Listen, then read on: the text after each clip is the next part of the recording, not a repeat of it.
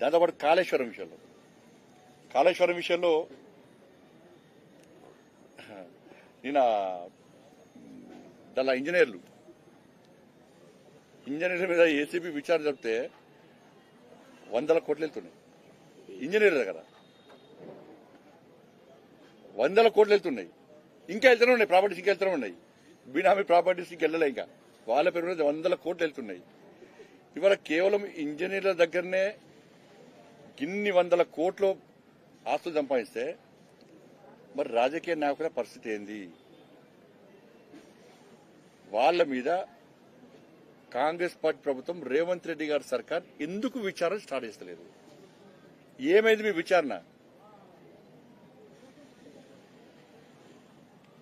గిన్ని సంవత్సరాలా మీరు విచారణ చేసేది?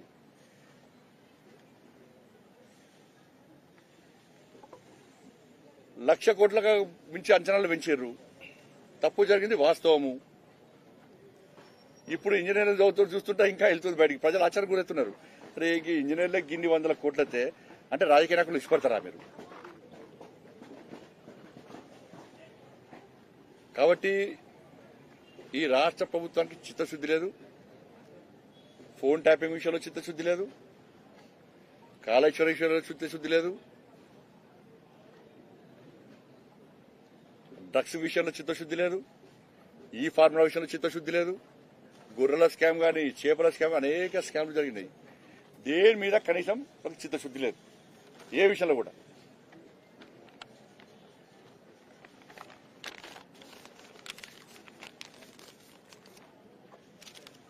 కాబట్టి వీళ్ళందరూ కూడా కాంప్రమైజ్ పాలిటిక్స్, లోపాయకారి అండర్స్టాండింగ్ లేదు. ఎవరిది? బీఆర్ఎస్ది, కాంగ్రెస్ది. వీళ్ళిద్దరు అనుకుని చేస్తున్న నాటకాలు. కాబట్టి ఇవన్నీ కూడా తెలంగాణ సమాజం గ్రహించాలి.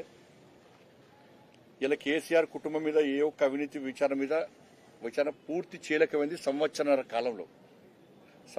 కాలం అయిపోయింది. ఇప్పటికీ ఏ ఒక్క అవినీతి విచారణ మీద కనీసం వాళ్ళ మీద చర్యలు తీసుకునేటువంటి సాహసం కాంగ్రెస్ పార్టీ ప్రభుత్వం చేయలేదు. ఎందుకంటే అంతర్గత ఒప్పందాలు వీరిద్దరి మధ్య. కేంద్ర ప్రభుత్వం పూర్తి క్లారిటీ ఉన్నది. బనకచర్ల విషయంలో కానీ, ఈ అవినీతి విషయంలో కానీ మీరు సిబిఐకి ఇస్తే మేము విచారణ చేయడానికి సిద్ధంగా ఉన్నాము.